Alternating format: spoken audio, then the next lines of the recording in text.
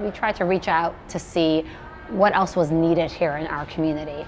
And several people said in the 90s that it wasn't enough going on for special needs. And that's when we decided, hey, I had time, I loved working with teens, I love kids, I'll figure out how to help somebody with special needs.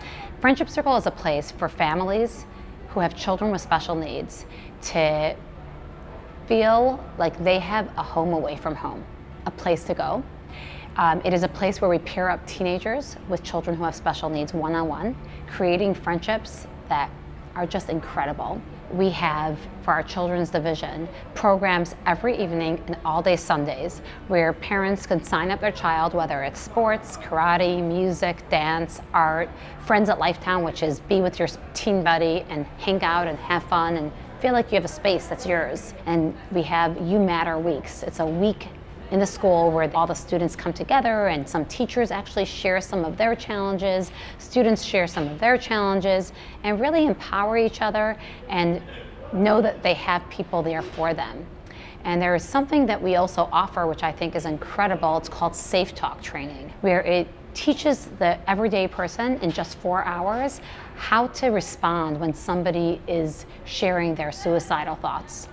Our adult division is the Soul Center, where we are right now, and that is where we have 60 artists that come throughout the week, about 30 a day, and they are doing everything from woodworking to fibers to fine art, laser cutting, mixed media, printmaking, ceramics, you name it, they're able to explore and work on it. They really run their own show. They guide what they want to work on, and then our facilitating artists and volunteers are there to support them, teach them a new skill that they don't know possibly. And then we take their work, whatever is saleable, and we present it nicely in our gallery, as well as now we've had a few shows outside Soul Center, which is very exciting. We have an equal mission in training and educating the general public, so therefore the teens and the adult volunteers and beyond, to realize the beauty of what these individuals with special needs have within them. And it's not about doing a good deed, it's not about a pity case, it's not about sad. It's actually, they are incredible. And they could teach us lessons that the greatest colleges cannot. They teach you what life is really about in a most beautiful way. We have a young woman, Felicia, who came into the studio and wanted to join. Now, Felicia is about 26 years old. She has cerebral palsy. She's nonverbal, and she has very little use of her arms and legs. She's in a wheelchair. And kind of embarrassed to say, but although I've had 20-some years experience with Friendship Circle, I still my instinct was, how are you going to do art? But my Friendship Circle brain kicked in, thank God, and said, what do you mean? She wants to do art, you say yes. We'll figure it out. She comes in, and with the coolest volunteers ever and great staff, they really persevered and just tried everything, by hand over hand, by taping a paintbrush to her foot, by putting a helmet on her head, trying everything, and she created some cool stuff. And about 8 months ago, we're like, wait, Felicia's been here for 1.5 years, we've got to figure this out. Let's go on the web, let's research, something has to be done.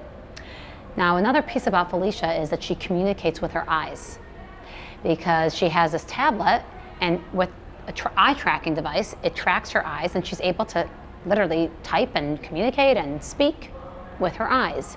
And Adam, one of our lead artists, said, hey, Felicia has a strong part of her body. She has her eyes. And he's like, I'm gonna try her tablet and see what happens if I try to draw.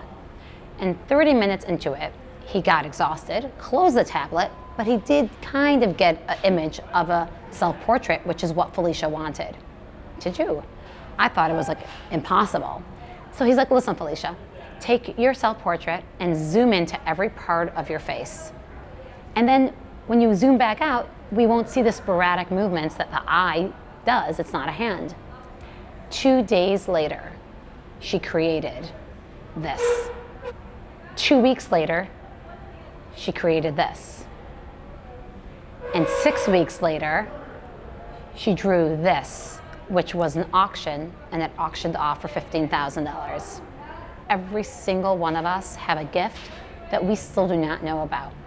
And we just have to dig and know, keep working, keep helping. You never know, one more person you smile to, you help. We just have no idea what we accomplish many times. And sometimes we're lucky enough that it comes around and we actually see the fruits of our labor.